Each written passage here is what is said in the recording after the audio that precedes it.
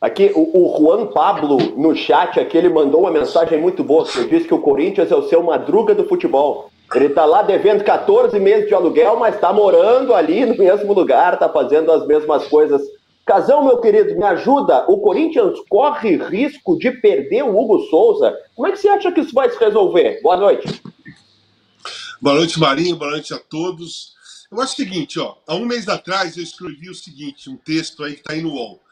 Quem garante que o Flamengo não vai desistir de vender o Hugo Souza para o Flamengo, para o Corinthians?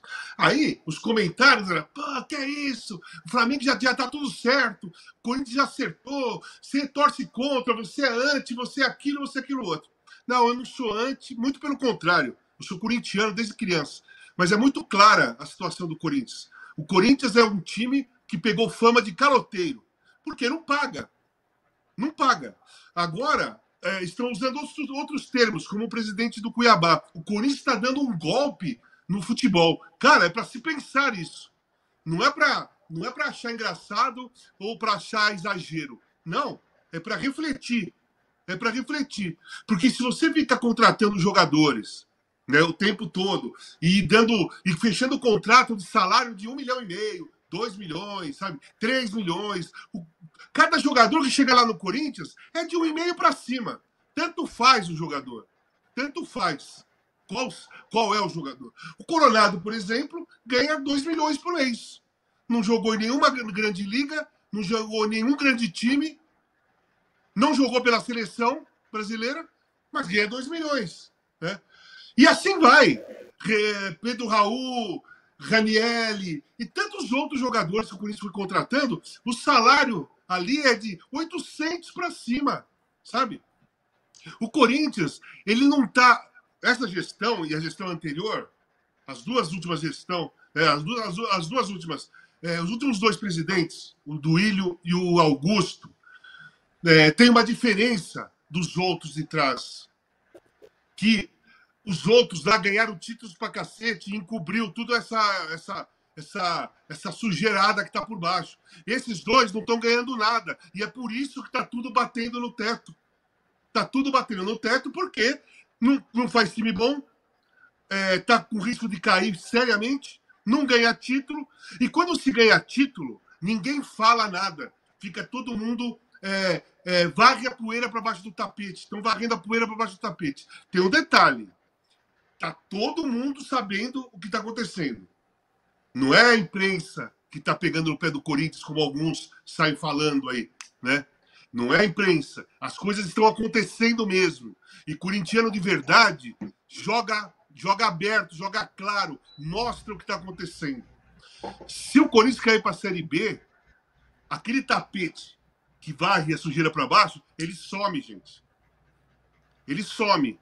O tapete, que ainda a poeira vai para baixo, é a Série A. Se o Corinthians cair para a Série B, esse tapete sai. Sabe o que acontece? A poeira toda sobe. A poeira de anos, ela vai subir. E aí você vai ver o que vai acontecer. O Corinthians corre um sério risco de falimento. Meu Deus, a situação é realmente muito complicada. Miri Lacombe, eu queria abordar contigo, eu guardei para abordar contigo exatamente uma situação sobre a qual eu já vi você falar, e é muito importante nesse contexto de Corinthians, Miri. A imagem que o Corinthians passa, como disse o Casão, é de um clube caloteiro. É esse o sinal que o Corinthians passa para o restante do futebol? É mais uma vez um prazer falar contigo, Miri. Boa noite. Boa noite, Marinho, meu querido. Boa noite, Renato. Boa noite, Casão, todo mundo que está aqui com a gente. Não dá para a gente negar isso, né? Assim, vamos primeiro ao contexto, né? A gente não pode analisar uma situação sem analisar o contexto. Esse Corinthians, que o Augusto Melo assumiu em janeiro, ele e a equipe dele, não tinha 2 problemas na vida dele. O resto tudo era problema, mas tinha 2 lugares em que esse time não tinha problema. O gol, porque havia Cássio e Carlos Miguel, e o patrocínio. O Corinthians tinha uma patrocinadora que era um acordo bom e estava dando certo. Hoje, o Corinthians tem problema no gol e com o patrocínio e em tudo mais que o Corinthians tinha problema. Nada foi resolvido. Então tá, vamos falar do gol. O Flamengo está correto. Se o Corinthians não tem pagado as pessoas, o Flamengo está corretíssimo de exigir garantias. Agora, o Corinthians, desde que ele começou com essa série de calotes, uma série, gente, assim, desde o começo do ano, jogador que foi treinar e teve que ser devolvido, jogador que estava escalado e teve que ser foi embora do clube, a gente tem uma série de coisas para listar.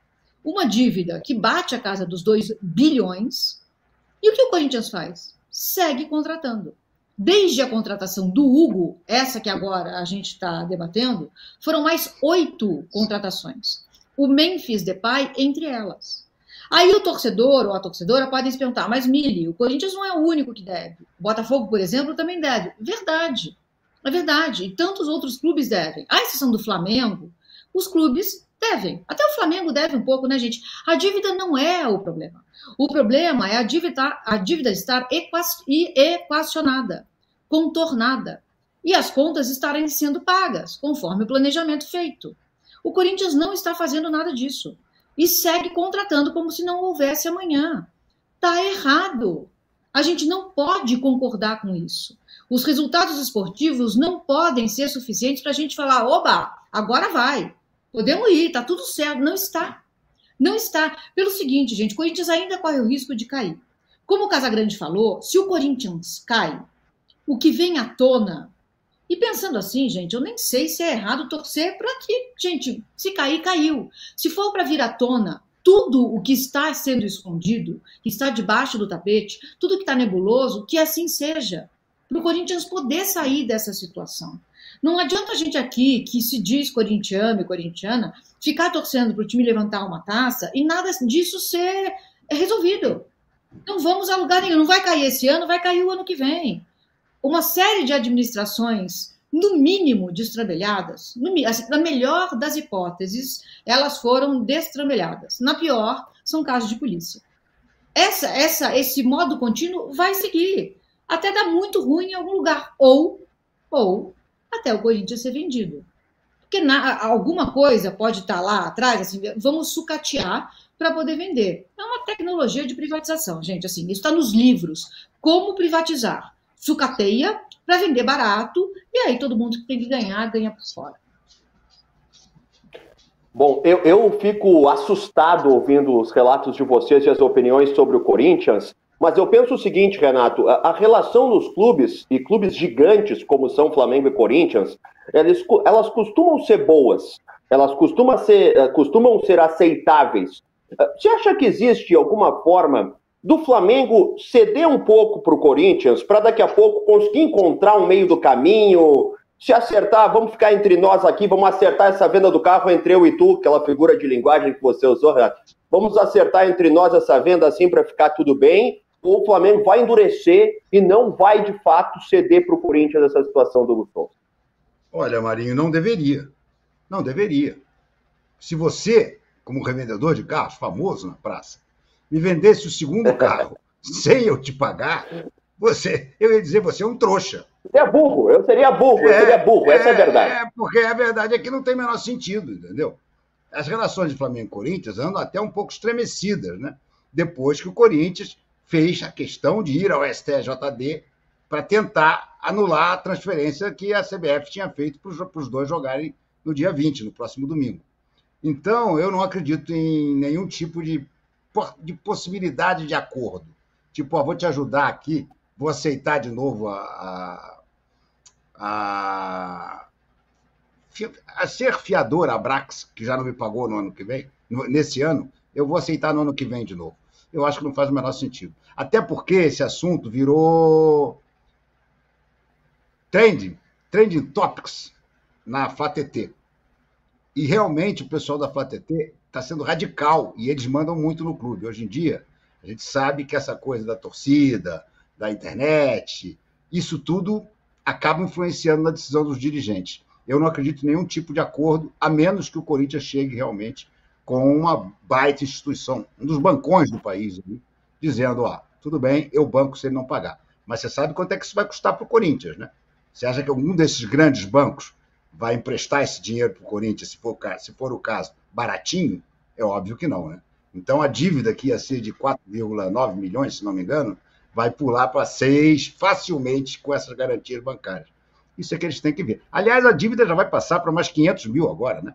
Porque está na cara que o Corinthians não vai se acertar com o Flamengo até o dia 20, que é o dia da data do segundo jogo, e o Corinthians vai ter que pagar mais 500 mil para poder escalar o Hugo. É prejuízo. Com certeza. Até para explicar, Renato, essa situação é a seguinte, ó, o Corinthians pagou 200 mil euros no empréstimo e já pagou 2 vezes 500 mil reais para utilizar o Hugo Souza contra o Flamengo. Como vai enfrentar o Flamengo de novo e não vai ter se acertado com o Flamengo para comprar o Hugo Souza até lá, vai ter que pagar mais 500 mil reais para o Flamengo para usar o Hugo Souza. O valor de compra previsto no contrato do goleiro é de 800 mil euros, dividido em 4 vezes. Mas a questão não é nem receber à vista, a questão é ter a garantia de que irá receber. Esse é o grande problema, né, Renato? E mais do que isso, né? Quem é que vai dar essa garantia para um clube reconhecido na praça como caloteiro? Qual seria o spread, vamos assim dizer, que um bancão, Itaú, Bradesco, BTG, qualquer um desses, ia cobrar? O Corinthians ia chegar e dizer: eu preciso que você seja meu avalista disso aqui. O banco ia dizer: ok, eu sou, mas a minha taxa é de 5% ao mês. Alguém vai dar menos do que isso para o Corinthians? Não vai. Então, eu vejo a situação muito complicada para o Corinthians. Muito complicada. E insisto, não afasto a possibilidade do Corinthians ter que devolver o Hugo no final do empréstimo. E o Flamengo, nesse caso, poderia até vender o Hugo, porque parece que lá no Flamengo, pelo menos, não sei o que o Felipe Luiz pensa disso, mas no Flamengo não havia muita receptividade para trazer o Hugo para jogar no Flamengo.